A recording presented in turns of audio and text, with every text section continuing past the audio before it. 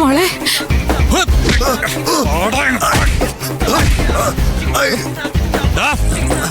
ഈ കുടുംബത്തിന് ഞാൻ കാവൽ നിൽക്കാൻ തീരുമാനിച്ചിട്ടുണ്ടെങ്കിലേ നീ ഇവരെ തൊടില്ല കേട്ടോ. ഇനി അതിന് ശ്രമിച്ച നിന്റെ ശവടക്കം ഞാൻ നടത്തും കേട്ടോ.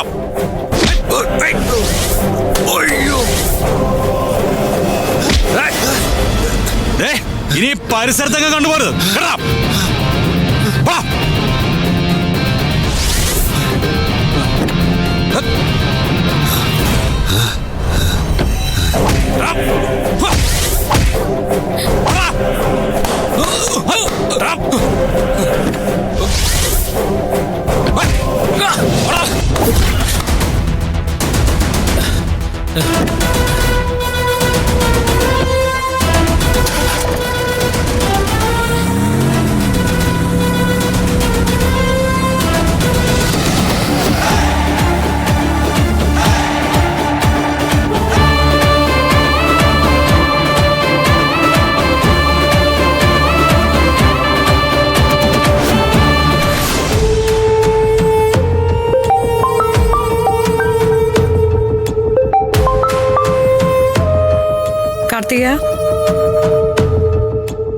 എന്നെ ഒരു കാര്യം ഏൽപ്പിച്ചിട്ട് ഞാനത് നടത്തിക്കൊണ്ടിരിക്കുമ്പോ ഏടത്തിന്റെ മകനെ ഇങ്ങോട്ട് അയച്ചത്. അവൻ വന്നു വലിയൊരു ഹീറോയെ പോലെ അവളുടെ കുടുംബത്തിനെ കാത്തുരക്ഷിക്കുകയും ചെയ്തു. അവൻ എന്നെ തല്ലിച്ചതച്ചപ്പോഴും ഏടത്തിയുടെ മകനായതുകൊണ്ടാ ഞാൻ കൊല്ലാതെ വിട്ടത്. പക്ഷെ ഒരു കാര്യം ഞാൻ പറയാം, ഈ നാട്ടിൽ അവളെയും അവളുടെ കുടുംബത്തിനെയും സംരക്ഷിക്കാനാണ് ഏടത്തിയുടെ മകന്റെ ഉദ്ദേശമെങ്കിൽ അവനിവിടെ വാഴില്ല.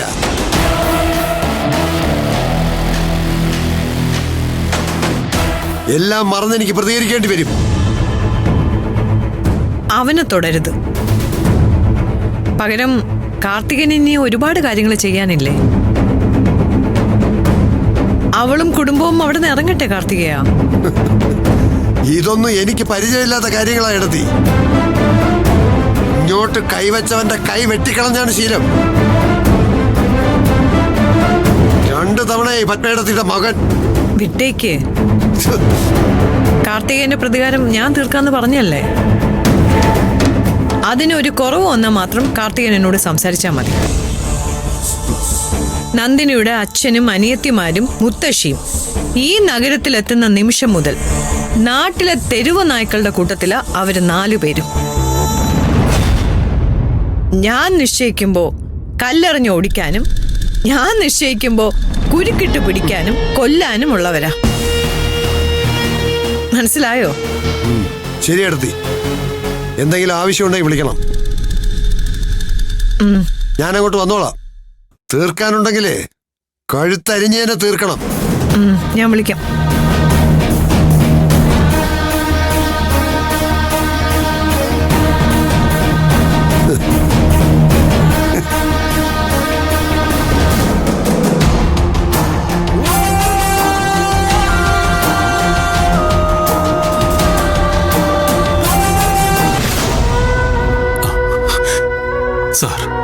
സാറിപ്പോ വന്നില്ലായിരുന്നെങ്കിൽ എന്റെ കുടുംബം ബാക്കിയുണ്ടാവില്ലായിരുന്നു. ദൈവത്തിന്റെ സ്ഥാനത്ത് നിന്ന് ഞങ്ങളെ രക്ഷിച്ചതിന് നന്ദിയുണ്ട് സാർ. അച്ഛാ, നന്ദി പറയേണ്ട കാര്യമൊന്നുമില്ല. ഞാൻ ചെയ്തത് എന്റെ കടമയാ. എന്റെ അച്ഛൻ എന്നെ പറഞ്ഞേൽപ്പിച്ചിരിക്കുന്നത് എന്താണെന്നറിയോ? 3 പെൺമക്കളുള്ള സുദേവന്റെ കുടുംബത്തെ ഏറ്റവും മൂത്ത മരുമന ഞാനെന്ന്. സുദേവിന്റെ മൂത്ത മരുമകന്റെ സ്ഥാനമാണെന്ന്.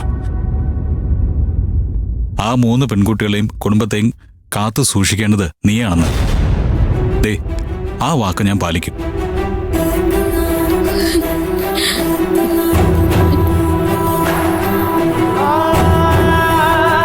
മുത്തശ്ശി, പേടിച്ചും വിറച്ചും തൊഴുതൊന്നും നിൽക്കണ്ട.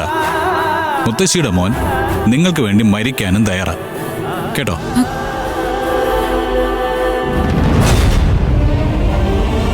നന്ദിനി, ഒറ്റയ്ക്ക് പോകുന്നോളാം, വഴിയിൽ ഇറങ്ങിക്കോളാന്ന് പറഞ്ഞല്ലേ താൻ മാത്രമാണ് വന്നിരുന്നെങ്കിൽ ഇപ്പൊ എന്തായിരിക്കും സംഭവിച്ചിട്ടുണ്ടാവുക? ശരിയാ സർ, എന്നെക്കൊണ്ട് ഇവിടെ ഒന്നും ചെയ്യാൻ പറ്റില്ലായിരുന്നു. സോറി. ഇവിടുന്ന് പോയ കാർത്തികേയൻ ചിലപ്പോൾ ഇതിലും ശക്തിയോടെ തിരിച്ചു വരുമായിരിക്കും.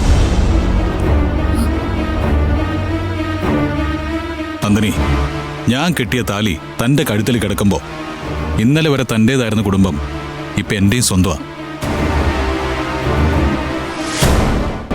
ഇനി ഒറ്റ ഒരുത്തനും ഇതിലൊരാളെ പോലും തൊടില്ല. എന്നെ ജീവിക്കാൻ പഠിപ്പിച്ച തനിക്ക് അത്രയെങ്കിലും തിരിച്ചു തരാൻ പറ്റിയില്ലെങ്കിൽ പിന്നെ ഞാൻ മനുഷ്യനാന്ന് പറയുന്നതിൽ എന്തർത്ഥ ഉള്ളത്?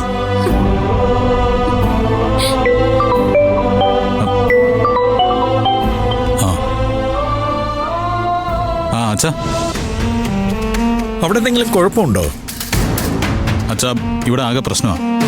ഞാനും നന്ദിനി ഇവിടെ എത്തുന്നതിന് മുമ്പേ കാർത്തികേയനും ആളുകളും ഇവിടെ ഉണ്ടായിരുന്നു. എല്ലാവരും ഞാൻ അടിച്ചോടിച്ചു.